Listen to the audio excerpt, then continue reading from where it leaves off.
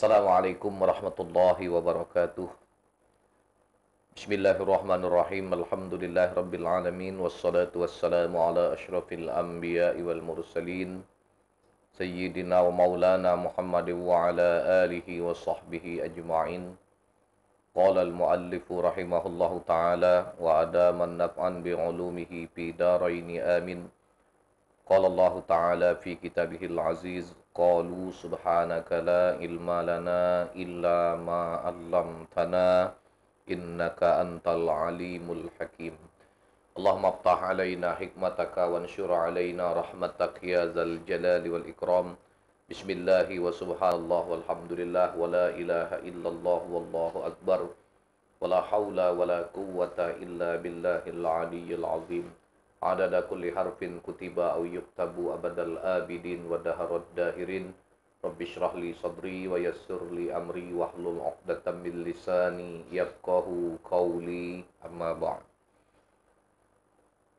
Para pemirsa MTSA Channel yang dirahmati Allah Subhanahu wa taala, alhamdulillah kembali saat ini kita dipertemukan oleh Allah Subhanahu wa taala dalam kajian online bahasan kitab Nasaihul Ibad. Salawat dan salam semoga tetap Allah limpahkan kepada teladan kita Nabi besar Muhammad sallallahu alaihi wa alihi wasallam, pada para keluarga, sahabat dan sekalian pengikutnya hingga akhir zaman. Tanpa terkecuali semoga kita termasuk ke dalam golongan umat yang Allah pilih untuk menjadi ahli syafaat Rasulullah di yaumil qiyamah. Amin ya rabbal alamin. Adapun kajian kitab Nasaihul Ibad kita pada hari ini pada bab yang keempat, pada makalah yang kesembilan. Qala ay Sayyidina Utsman radhiyallahu anhu, arba'atun zahiruhunna fadilatun wa batinuhunna faridatun. Sayyidina Utsman bin Affan radhiyallahu anhu menyatakan, ada 4 perkara yang pada zahirnya mengandung keutamaan, yaitu kebaikan yang begitu banyak, dan pada batinnya ini merupakan perkara yang fardu, perkara yang wajib,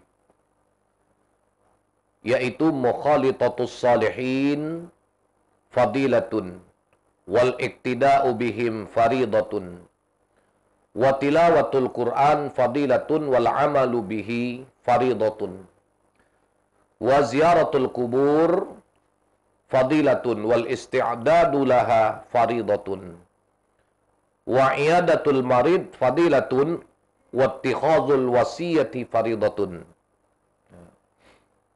Yang pertama, kata Sayyidina Utsman bin Affan radhiyallahu anhu,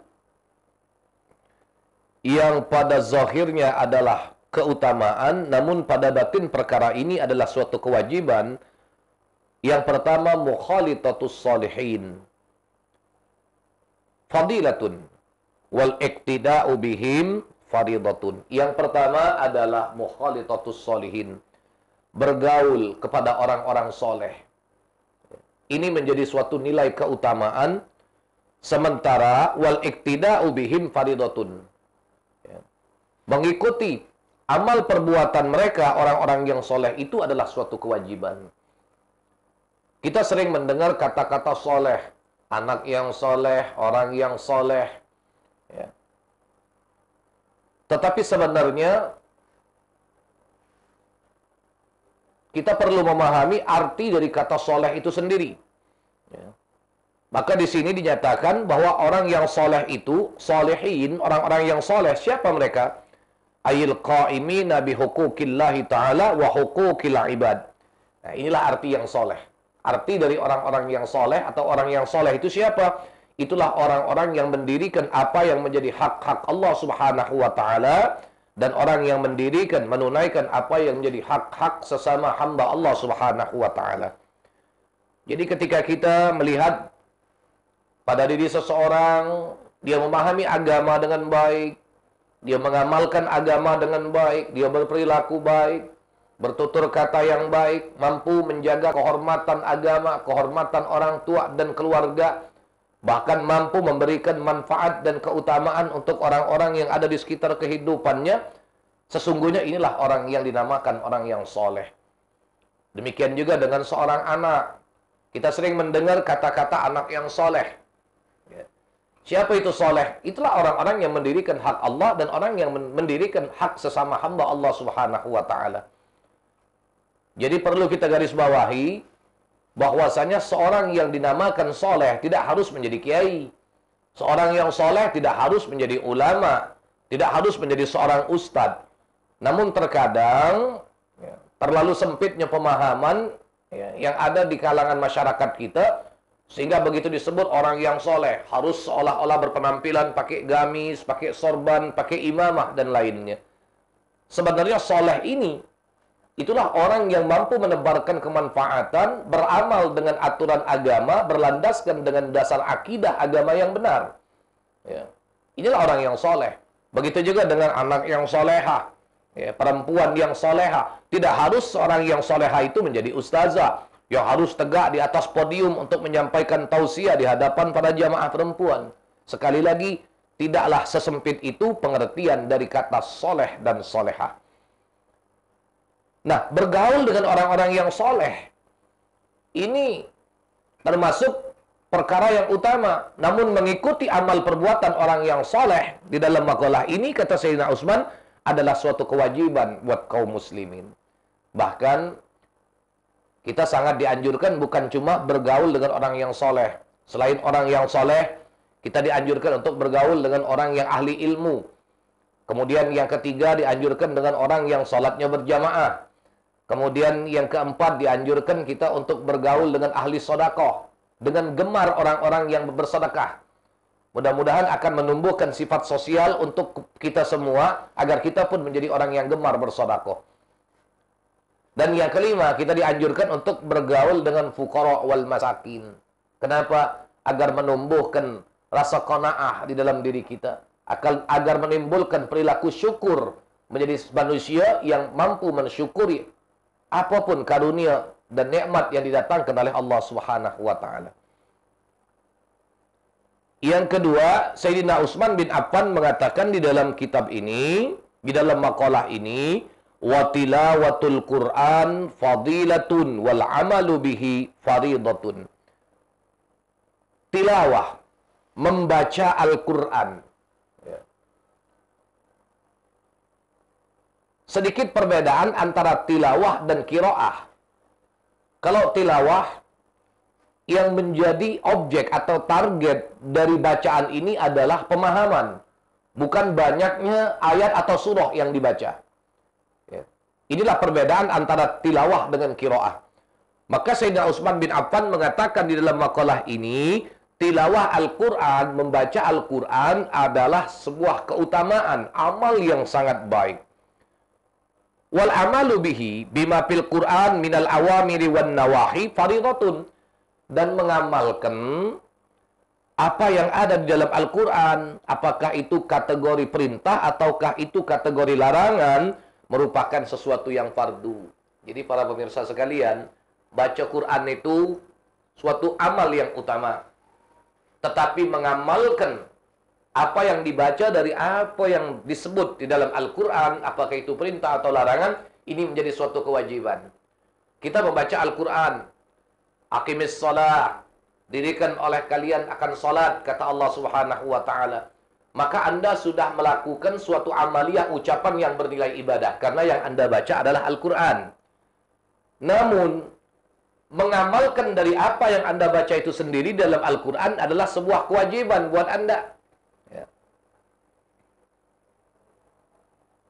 Makanya orang-orang yang soleh, hari-hari mereka, waktu yang mereka lalui, tidak sunyi dari aktivitas membaca Al-Quran.